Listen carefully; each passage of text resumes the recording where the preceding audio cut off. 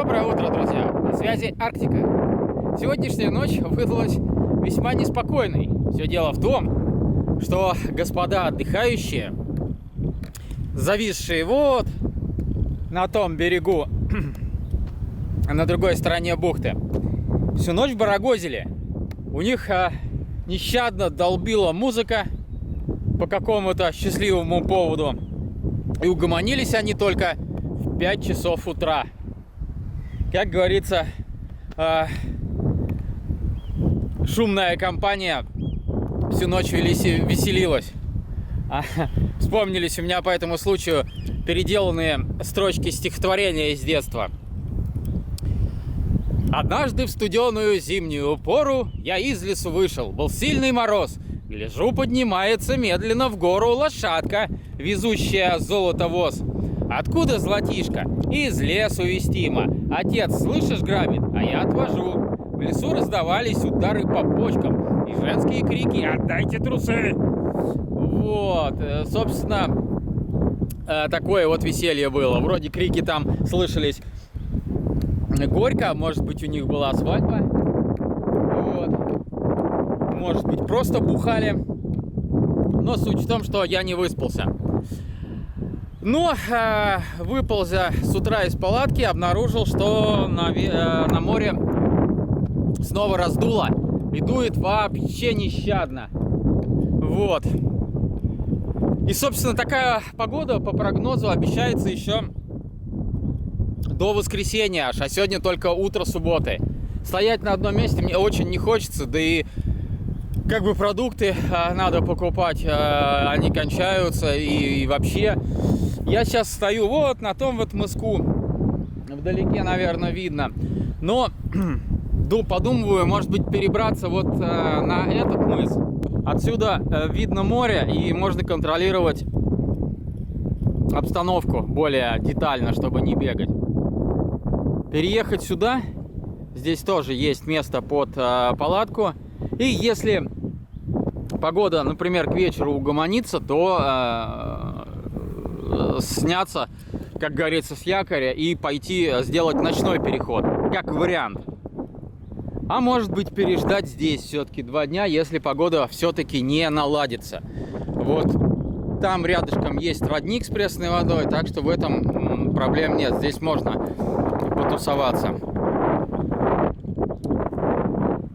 Вот, здесь вот полянка такая, скрытая, в принципе, тоже от ветра. И можно поставить палатку. Единственное, что только солнышко сюда совсем не проникает, вот это плохо. Но там, конечно, место получше. Там, конечно, где я сейчас стою, место получше. Но там люди ходят, тропа рядом. Ну и вот этот вот долбеж здесь. Самое, что неприятное, что, скорее всего, они здесь засели на все выходные. И сегодня ситуация просто повторится. Вот такие вот думки утренние у меня, друзья.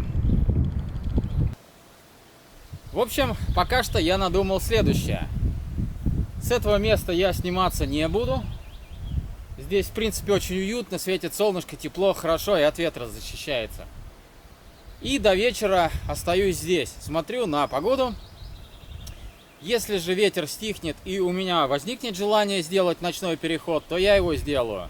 Если же желание не возникнет, то останусь еще до воскресенья, заодно восстановлю силы, потому что, в принципе, вот этот вот первый этап по Кольскому переход был очень тяжелый.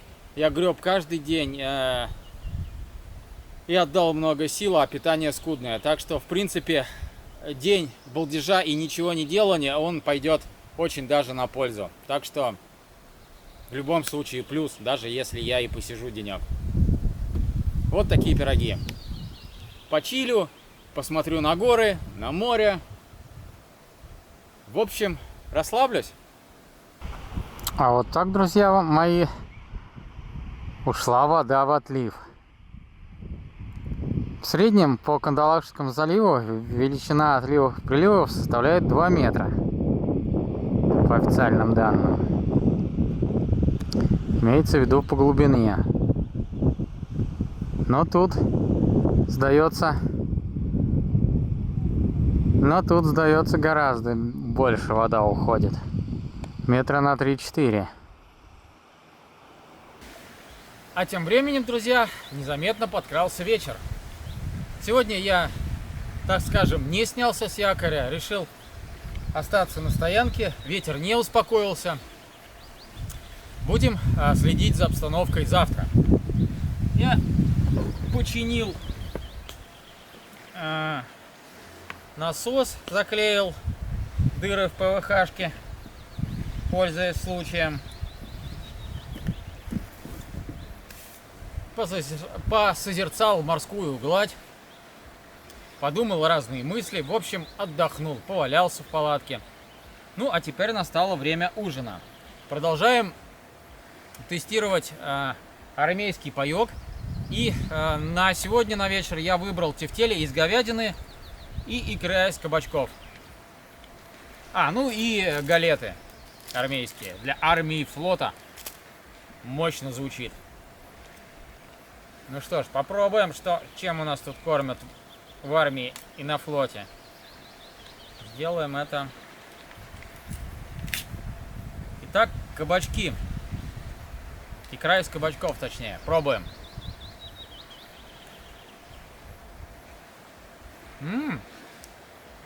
Кстати,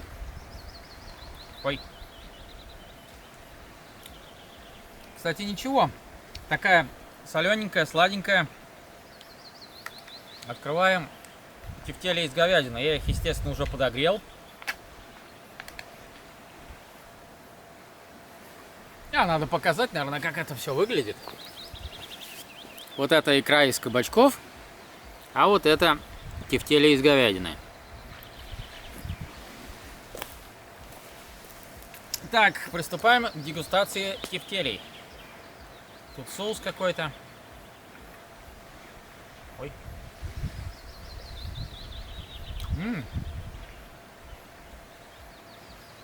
Кстати, съедобно. Да, слушайте. Съедобно. Жалко, стола у меня только нет. Ну, будет вот такой вот. Ой, импровизированный. Надо было кирпидон какой-нибудь принести. Ну ладно. Вот так вот. Еще сейчас галетики откроем. Галеты, кстати, двух видов. Ну, как бы из пшеничной муки первого сорта и из пшеничной муки обойной. То есть вот эти как бы серые получаются, а вторые белые. Замена белого хлеба и замена черного хлеба.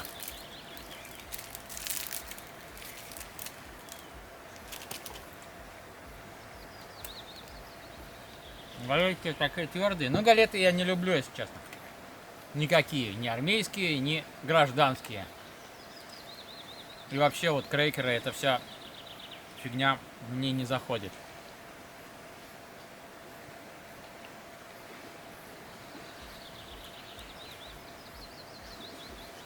Так, друзья, кто смотрит, тоже приятного аппетита. А кто не смотрит,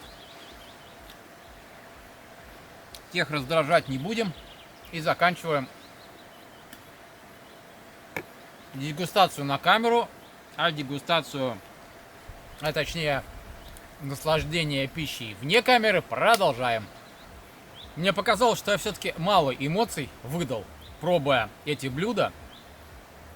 Как-то очень так коротенечко. На самом деле, после вот уже почти месячной диеты на кашах, на крупах только, без всякого там особо специй, соли по минимуму, сахара по минимуму, никаких там приправ, ничего, никакого мяса тебе, никаких овощей, никаких фруктов. Вот мясо, да еще и с соусом, тут и томаты, и приправы, чего здесь только нет. Говядина, лук, соль, перец, соус, томатная паста, жиры там, говяжий там это, так далее. Вот это все заходит просто на ура. Белиссимо. Я еще, перчик еще был там молотый, я еще поперчил изрядно.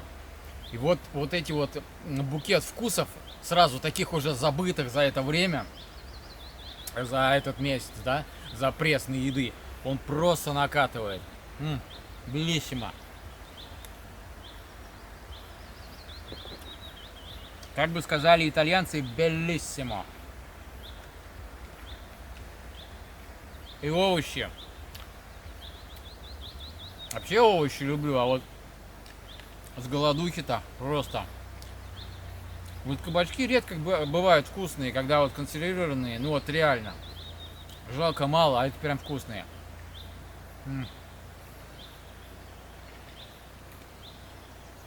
Такой хороший у меня получился, как сказать,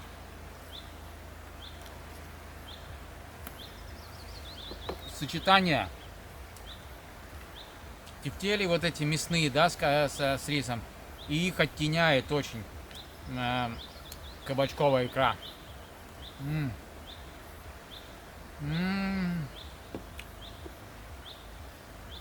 Томатный соусик. Как же, друзья, это здорово. Прям аж душа радуется.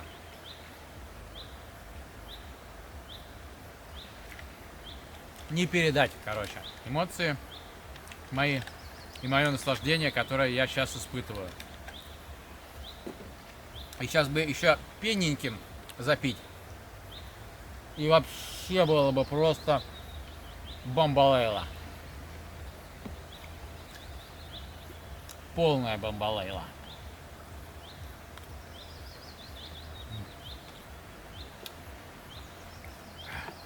Да еще с видом с таким.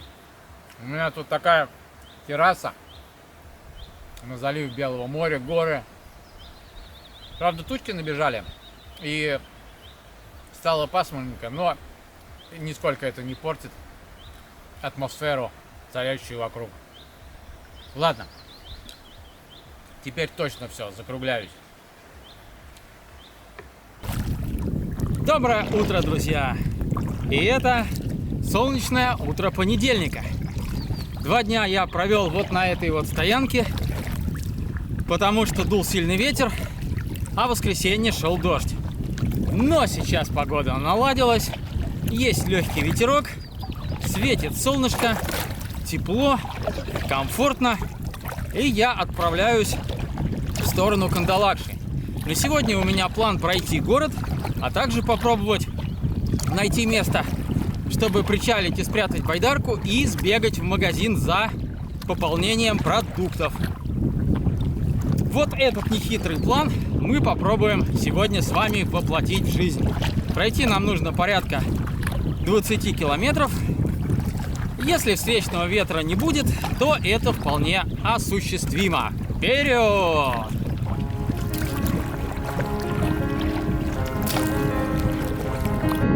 Давайте сделаем круговую панораму моего заливчика на прощание.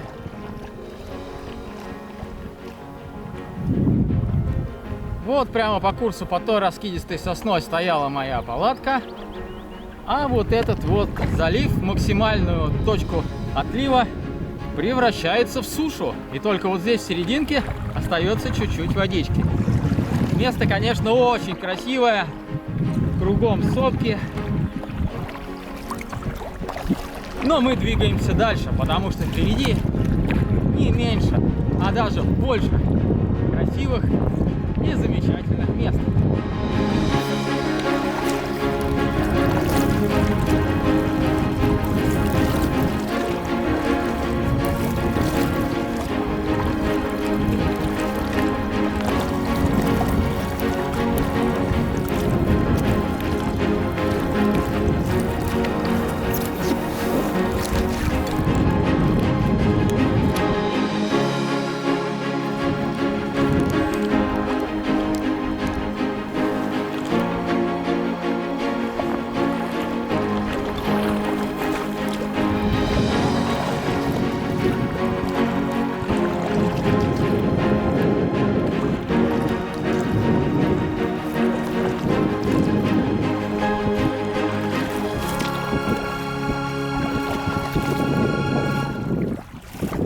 Итак, друзья мои, я на берегу города Кандалакша. За мной вот интересный такой кораблик, выброшенный на берег.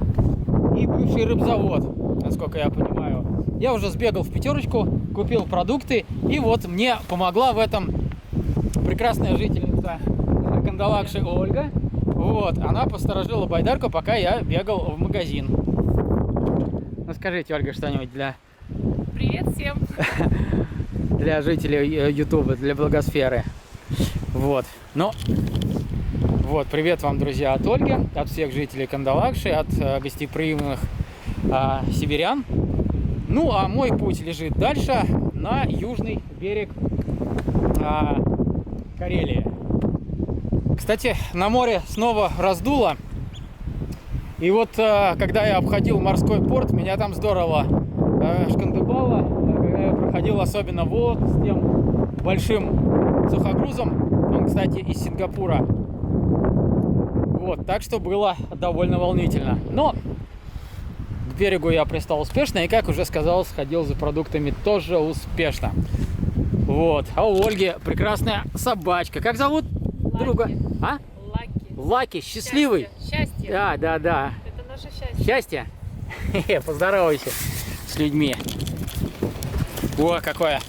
О, какая собака доброжелательная. Лаки. Поплывешь со мной? Поплыли со мной в путешествие? Пойдем? Он, кстати, забрался. Она или он? Он. Мальчик. Мальчик, вот. Он, кстати, запрыгнул в байдарку, уже такой примерился. Вот, я уж думал, что он решил поплыть со мной.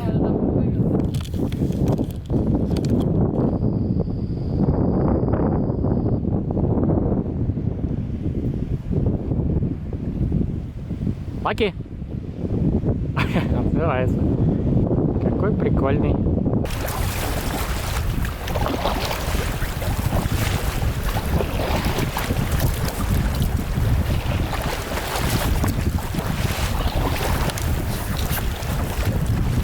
Друзья мои, Кандалакшский берег. У города я практически не снимаю, потому что снимать-то, собственно, и нечего.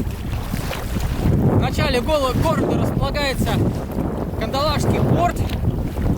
Там стоят несколько кранов и пришвартован, как я уже показывал, сингапурский сухогруз. Далее идет бывший рыбзавод.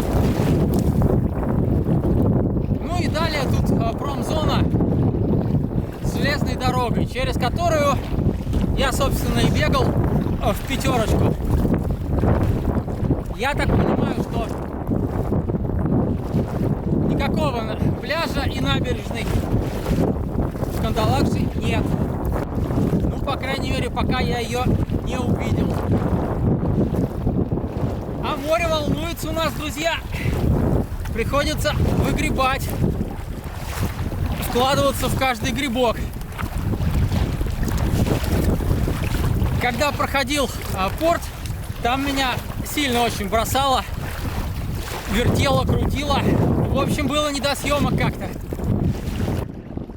Очень неуютно стало в море по сравнению с утром. Морская гладь вся свинцового цвета абсолютно. На небе синие тучки. И при заходе в Кандалакшу, кстати, меня уже смочило дождиком обильно. И, собственно, погода пока не собирается улучшаться. Поэтому надо пройти город сейчас и вставать лагерем на первом же удобном месте. Смысла тут в такой гребле против ветра такого нету. Продвижений мало, а энергии тратится много.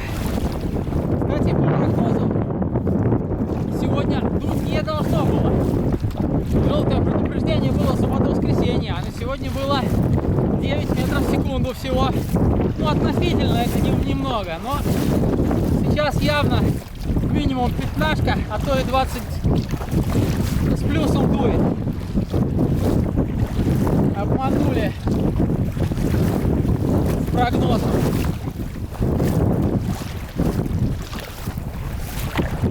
Ну а мы тем временем проходим не очень-то приветливый Кандалашский берег. Кстати, спрятавшись за мысик, можно подумать, что ветра-то совсем и нет. Хотя он есть и очень даже сильный. Ну а сейчас давайте крутанемся, посмотрим круговую панораму. Вот это вот конец, собственно, конец Кандалашского залива Белого моря.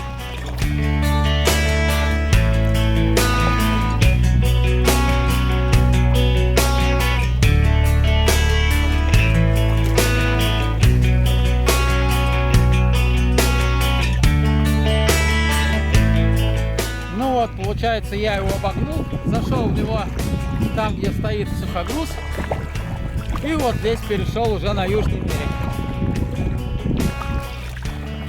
Здесь явно где-то должна быть стоянка, потому что место красивое. Надо посмотреть, где лучше зачалиться.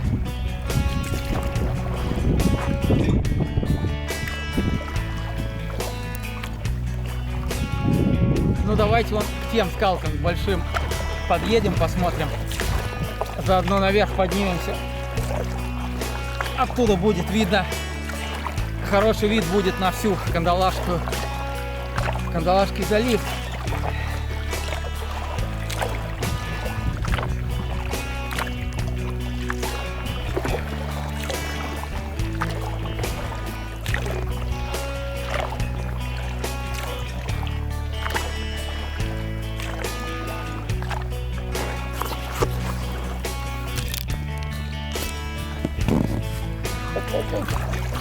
Какие-то камни.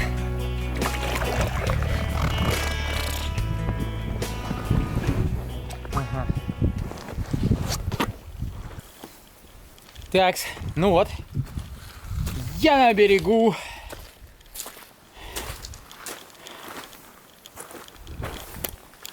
Ой, какие скалки. Мощь.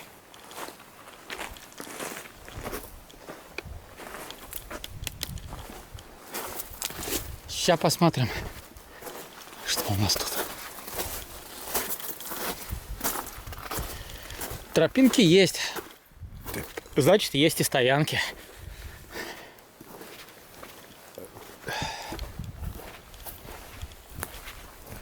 Ну вот здесь, наверное, и стоянка сразу будет. Ага. Так точно. Стоянка. Так. Ну, а нас интересует вот эта вот скала. Сейчас мы туда поднимемся. Эх, люблю я исследовать всякие новые места. Забираться на скалы, гроты, пещеры. Всегда такое предвкушение каких-то открытий, интересностей наступает в таких местах. Ждешь, что всегда увидишь что-то интересное. И вот они, конечно, карельские вот эти берега мои любимые пошли со скалами, с монолитными вот такими плитами, уходящими в море и вздымающимися над морем. Находка первая, смотрите, кастрюлька притаилась на елочке. Интересно, в таком необычном месте кто ее сюда повесил и зачем?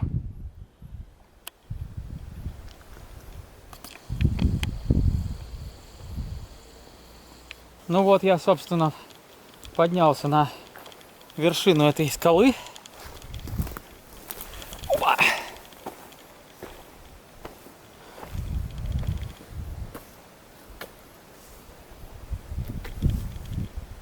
Класс.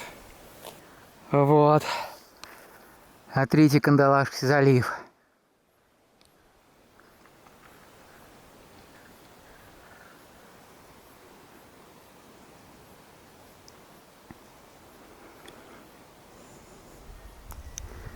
О, байдарочка маленькая лежит.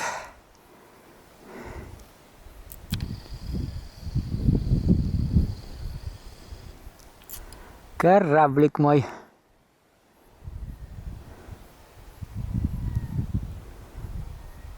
Так, ну что ж, местечко я осмотрел. В принципе, мне все нравится. Дров здесь валом, как тополя здесь у берега с моря складировала. как и сушнины там на берегу. Даже уже заготовленные дрова есть. Так что остаюсь. Тем более, что место красивое. Скала вот это мне очень нравится. Вот. Обзор хороший. Вид на Кандалакшу панорамный. Ну и в принципе до воды недалеко. Так что нормально. Все, разгружаемся.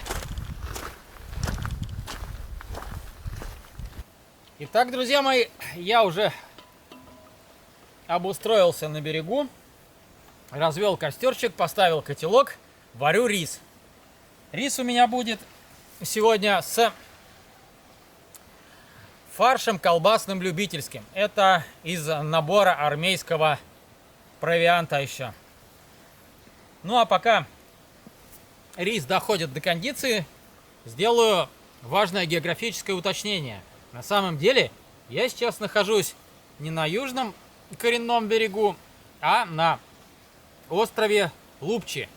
На самом деле, этих островов аж 4 штуки, и вот я нахожусь на втором по величине из них. Вот. Ну, это даже лучше. Во-первых, на островах я люблю останавливаться, а во-вторых, это уединение. Остров маленький, 500 на 500 метров. И я здесь совершенно один. Хозяин своего острова. Пусть и на одну ночь. Никто ко мне не придет и не потревожит. Здесь, кстати, куча птиц гнездятся. И повсюду яйца и скорлупа. Вот, видимо, вылуплялись птенчики. Эх, скоро ужин. Вкуснотища. Так, а пакет из пятерочки я разватрушу позже. И у меня еще будет десертик на сегодня. Но это чуть попозже, уже после ужина. Перед сном. Ну, не перед сном, а после ужина на десерт через паузу. Весьма недурственно получилось, скажу я вам. Фаршик зачетный. Вообще, в целом, весь паёк, рацион, вот этот вот, он, в принципе, зашел. Съедобная вещь. Не знаю, сколько он стоит. Но на один день еды больше, чем достаточно. И, в принципе, все вкусно, кроме... Единственное, мне там говядина с рисом не понравилась. Ой, что такое-то? Да, я туда и дым. Вот, остальное все очень вкусно. Осталось у меня только паштет печеночный. Но я думаю, будет вкусный тоже. На самом деле у костра после тяжелого грибного дня будет все вкусно. Шикарным видом. Ай, у моря, да блин, невозможно. Сегодня день получился такой коротенький.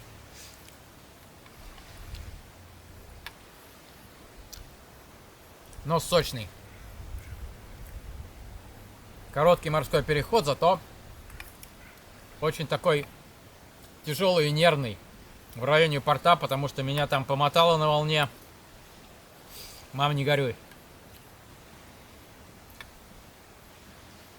Ну и я переживал еще, получится ли сходить в магазин или нет. Ой. Да что там, блин. Невозможно. Да именно. Ну, в магазин у меня сходить получилось, как вы видели. Спасибо Оле еще раз. Покараулила байдарку, не пришлось ее ныкать по кустам. Лишний геморрой избежал. Ну и все. Теперь можно продолжать смело путь. Еще зажигалки купил на всякий случай. Мало ли. Так что теперь я экипирован. Все, дымина невозможно. Итак, прошло какое-то время. Я уже установил палаточку. Перенес туда лагерные вещи. И готов к распаковке пакета из магазина «Пятерочка». Поехали! Чек. Аж на 1327 рублей. топку пойдет. Итак, сухарики, сухарики, сухарики и сухарики. Одна пачка сейчас пойдет прямо с лимонадом. Лимонад и сухарики. А также рыбка. Рыбка туда же, к этому же посту. Вот, поскольку рыбу я еще пока не поймал, а очень хочется, придется поймать ее в магазине. Точнее, уже поймал. Далее еще рыбка свежепойманная. 2 колбаски сырокопченых.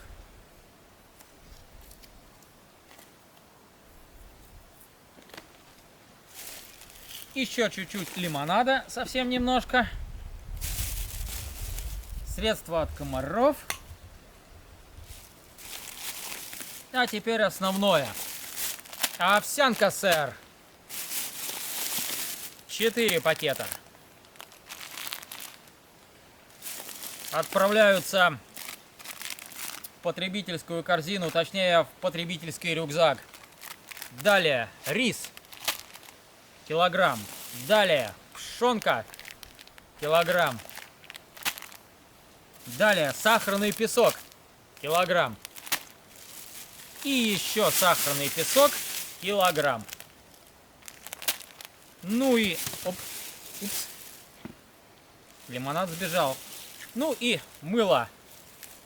Побриться, помыться, постираться. Ну и все, господа. Собственно, это же не обжираловка, а поход. Поэтому все очень спартански и лишенски. Так, ну а прямо сейчас пойдет в ход лимонад. Как же, почему меня так пробило на лимонад? Не знаю. Но хочется просто смерть как. Так. И сейчас будет этот звук. Опа. Немного неаккуратно.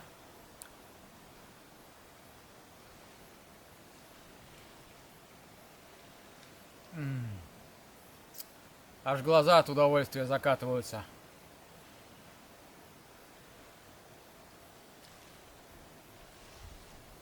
Тут надо понимать, что я ни в коем случае не пропагандирую и не пью лимонад дома, поскольку вредно это все. Но, видимо, потому что тратится очень много калорий у меня сейчас, хочется вот именно чего-то такого, углеводов, вот. Там содержится очень много углеводов, а углеводы это энергия. А энергия тратится, восполнять ее необходимо. Соответственно, организм просит все, где есть много углеводов. Поэтому здесь никакого, так сказать, вредительства организму, исключительно пользы для.